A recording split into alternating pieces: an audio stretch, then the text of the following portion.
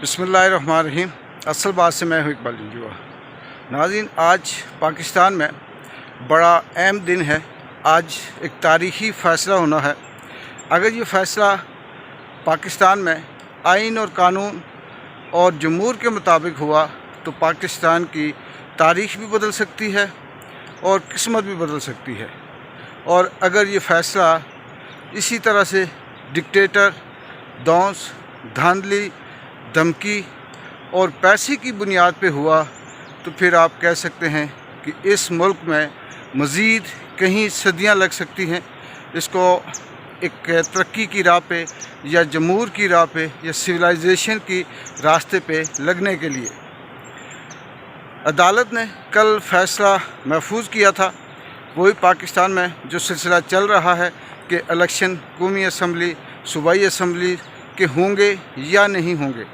सूबाई assembly KPK और Punjab assembly 90 दिन के इलेक्शन, जिसमें एक तरफ पहले PTI थी, दूसरी तरफ वो तमाम मुफाद परस्त और करप्ट टोला था।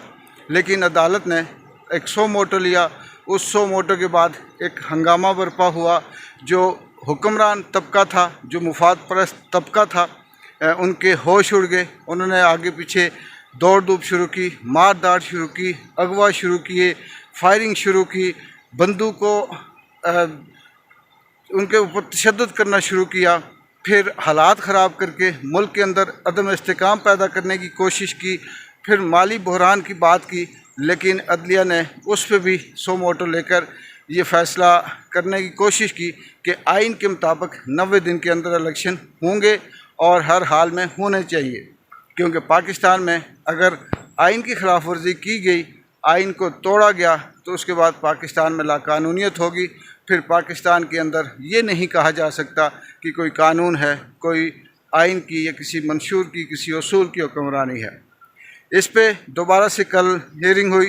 पूरा दिन इसी पे सिलसिला जारी रहा।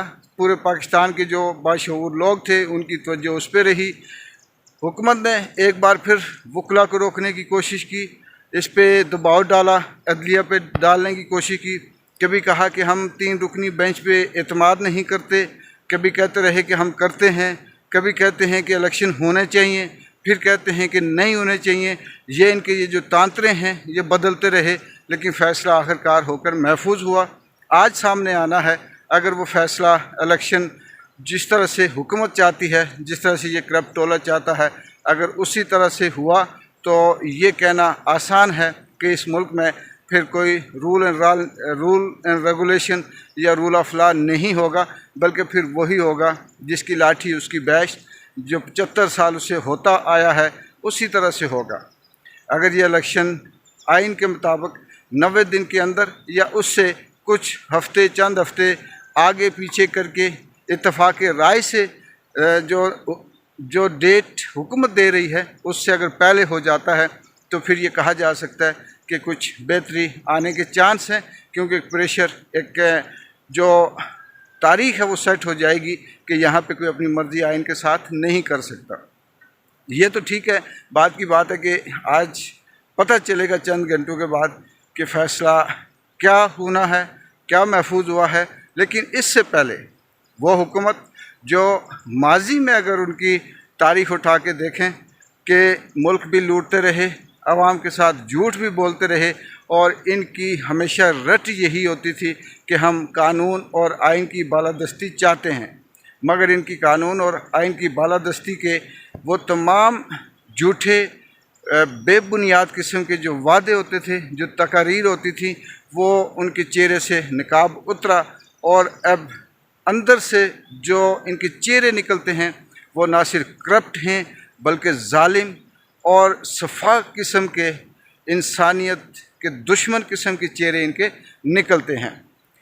कल भी पूरा दिन हर 5 मिनट के बाद एक प्रेस कॉन्फ्रेंस होती रही, और कुछ ऐसे लोग जिनकी अपनी कोई हैसियत नहीं होती थी वो बार बार आकर कानून का, आइन का, और इस तरह से आवाम को ये दर्स देते रहे कि यहाँ पे हम चाहते हैं कि कानून और आइन की बालादस्ती हो। मगर ये वही लोग हैं जो 75 सालों से, 60 सालों से किसी न किसी हवाले से इस मुल्क के ऊपर विराजमान रहे, मुसल्लत रहे, और इसका जो ख़जाना था, इसकी जो वसाइल थे, इसकी जो अवाम के साथ जो वादे थे वो पूरे नहीं करते रहे, बल्कि लूट कर ना सिर्फ यहाँ किसी दूसरे मुल्क मुंतकिल करके अपनी नस्लों की वहाँ पे बेहतरी के लिए वहाँ शिफ्ट होते रहे।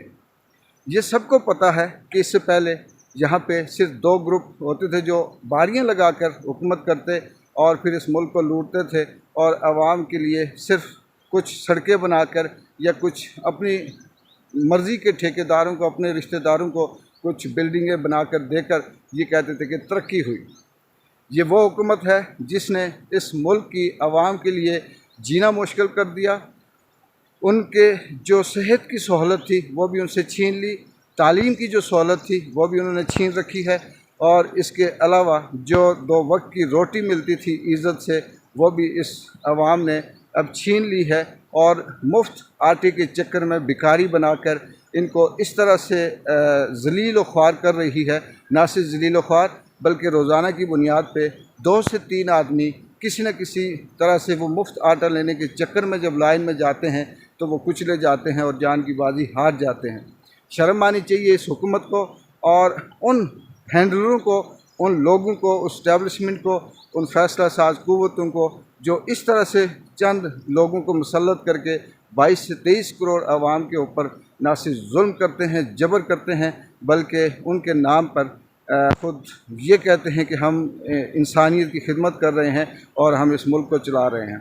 मुझे उम्मीद है कि हर चीज़ का एक वक्त होता है, उरूज होता है, और इस वक्त आज जो फ़ैसला आना है, इस फ़ैसले ने इस मुल्क की तारीख़ भी बदलनी है और इस करप्ट टोले की किस्मत हमेशा हमेशा के लिए बदलनी है, और इनके इक़्तिदार पे इनकी जो नाम नहाद जमहूरियत है, इनका जो मुसल्लत करदा जो सोच है, उसको भी हमेशा के लिए दफन करेंगे।